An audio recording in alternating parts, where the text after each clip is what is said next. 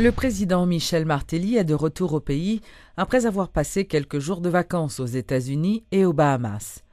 Répondant aux questions des journalistes en marge de la cérémonie de clôture de la Carifesta, le chef de l'État s'est dit désireux de changer les conditions de vie de la population. Nous avons, je cite, la volonté et nous savons ce que nous voulons, a-t-il dit, rappelant qu'il a été l'un des premiers musiciens entrepreneurs en Haïti. Le premier mandataire de la nation a attiré l'attention notamment sur les richesses naturelles d'Haïti qui constituent une attraction pour les visiteurs étrangers.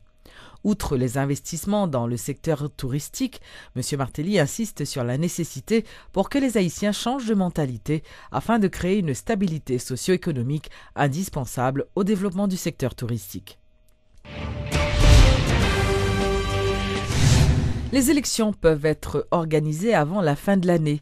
C'est ce qu'a révélé lundi le président du CTCEP, Emmanuel Ménard, qui a fait remarquer que jusqu'à cette date, l'institution se trouve dans les limites de ses capacités pour organiser les prochaines joutes. Il a indiqué qu'actuellement, les autres membres de l'organisme électoral sont en mission dans les villes de province afin d'évaluer la situation des becs et des bèdes. Il promet un rapport global des deux missions. Le CEP fera les élections conformément à la loi qui sera en vigueur l'élection après.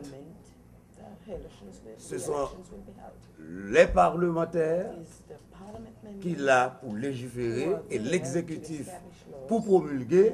Moi-même, pas de problème de loi. Nous avons une fonction administrative, technique, judiciaire. Je dis, moi, pas dit politique. Bon, nous avons quand même une politique électorale. La transparence, par exemple, j'en ai fait là. Mais ce n'est pas moi pour bailler tête, moi qui loi pour moi faire. Nous sommes en train de travailler sur la pérennité de l'institution électorale pour que nous travaillions rapidement. D'ailleurs, je suis seul et les autres collègues sont en province. C'est notre deuxième grande mission pour évaluer sur le terrain la situation des bèdes et des becs. Et puis l'infini, nous avons une conférence de presse pour nous bailler état des lieux parce que nous-mêmes, nous marchons d'un pas lent mais rapide. Nous pouvons faire budget prévisionnel pour l'ensemble des élections. Moi, demander l'État à travers le ministère des Finances et nous devant la commission finances et parlement, nous demander un budget de 722 800 000 gouttes. Ça, c'est un budget de fonctionnement.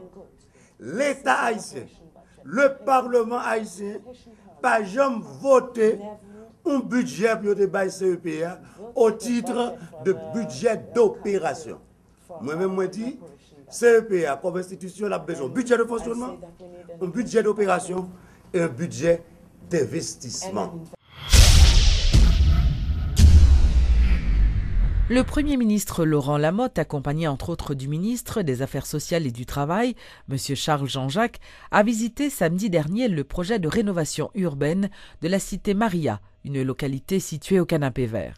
Selon un communiqué de la primature, ce projet, qui s'inscrit dans le cadre de la volonté du gouvernement de la République de lutter contre la pauvreté extrême et contre la faim, a déjà permis la rénovation de 464 maisons, l'éclairage de la zone à l'aide d'installations de 37 lampadaires solaires, la construction d'un centre de mobilisation communautaire, d'un cybercafé, la distribution de 4000 paniers solidarité, 200 bons d'urgence et l'adhésion de plus de 500 mères de famille au programme Ti Maman Chéri. Et intervention faite dans le cadre de lutte contre la pauvreté extrême, retirer mon dans la misère et réduire grand goût dans le pays.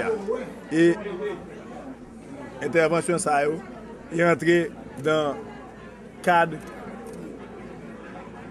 d'engagement social que le gouvernement Martelly Lamotte a gagné pour venir en aide à la population qui vit dans de mauvaises conditions. L'un des villes dans la cité Maria, nous avons joué que un pile cas a été écrasé après le tremblement de terre là, un pile monde a vivre dans de mauvaises conditions, un pile monde pas de gain espoir et nous voulons faire une différence. Donc, je fais un pile rencontre personnelle avec résidents cité Maria, avec peuple là, nous parler, ils expliqué que il y a un bail qui a plus besoin, c'est que Kayo qui crase a aidé avec. Mais nous pas voulons rester dans le niveau macro cité Maria. Donc nous faisons un programme dans tout le pays. Et programme ça que nous ouais que mardi dernier nous lancé phase 2 dans Jalousie. Journée aujourd'hui à dans cité Maria. Et programme ça pendant ma parle avec un programme de rénovation qu'a fait Cité Soleil, un programme de rénovation qu'a fait Dame Marie, un programme de rénovation quartier qu'a fait au Cap-Haïtien, un programme de rénovation quartier qu'a fait Jubilé avec Raboto dans Gonaïve.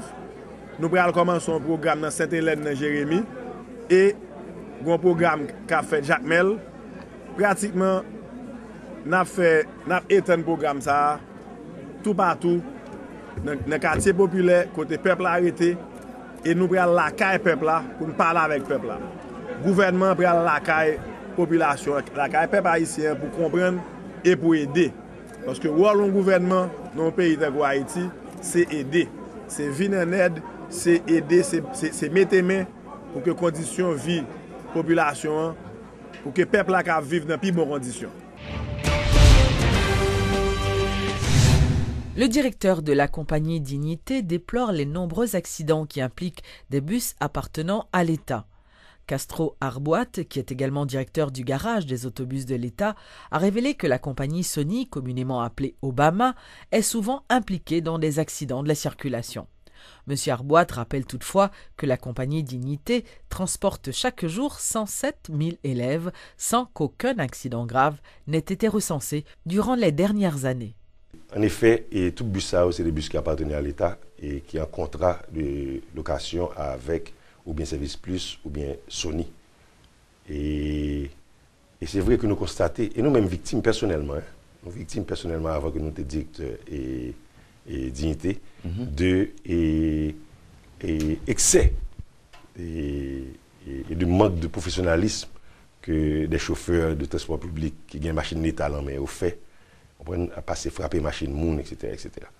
Même parce que résoudre le problème, ça, c'est résoudre par l'éducation. Il faut que les compagnies qui gagnent, employés qui travaillent pour eux, et qu'ils font des séminaires continus de motivation pour permettre que les gens qui sont bus qui conduisent bus ça comprennent deux bagages. Ce n'est pas parce que bus ça pour l'État, c'est parce que c'est bus qui bon manger, qui va petit tout manger. Sous craser, ça va retirer sous pain en bouche. On pense que c'est ce style de motivation ça que tu as fait au niveau de compagnie qui a fait location ça auprès de chauffeurs. Ensuite, il faut que les services de circulation aussi rigoureux avec un chauffeur qui a conduit machine d'État que là avec un chauffeur qui a conduit machine publique. La vie moun son bagage qui est très important, on ne peut pas jouer avec elle. Lorsqu'on gros camion, lorsqu'on autobus, ça que on a tourné un zam pour attaquer la vie l'autre monde. Ou pas gain pour faire comme ça, ou gain pour conduire pour nous de un point à l'autre.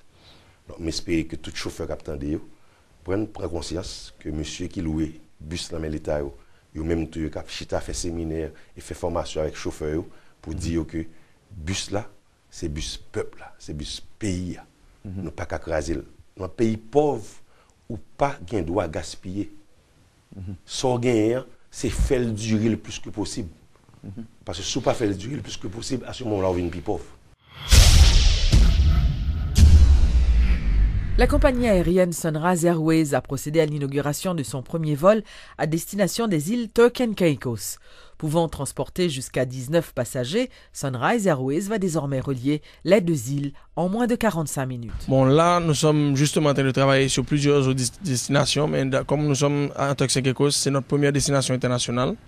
Et étant donné qu'on avait fait une étude pour envisager justement ce vol et Cap-Haïtien pour Financiales, nous avons estimé que la demande est quand même forte. Nous avons une forte population d'Haïtiens ici. Et je pense aussi qu'il y a d'autres opportunités à développer, comme le tourisme, surtout vers Haïti et vice-versa, vers Turks et Caicos. Donc, nous sommes là aussi pour offrir un service et que je pense que les Haïtiens vont bien aimer là.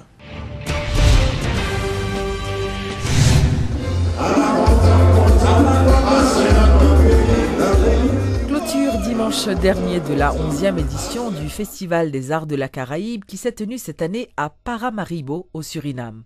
Le président surinamien, Désiré Bouterse, a remis le flambeau au président Martelly. Haïti devant accueillir la 12e édition de la Carifesta en 2015, le chef de l'État a affirmé que le pays consentirait tous les efforts nécessaires pour être au rendez-vous. It is only through events as this one that we can get to know each other, get closer, reinforce the relation.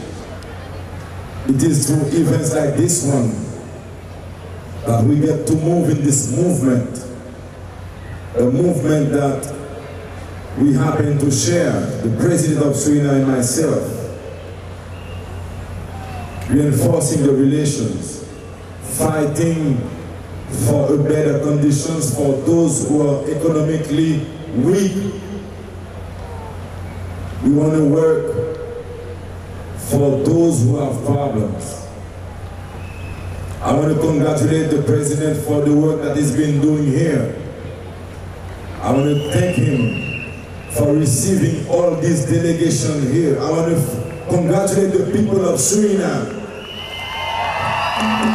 Every single delegation that was here felt like they were at home.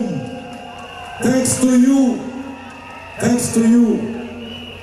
And I want to also congratulate the CARICOM because we came together and we put this event together.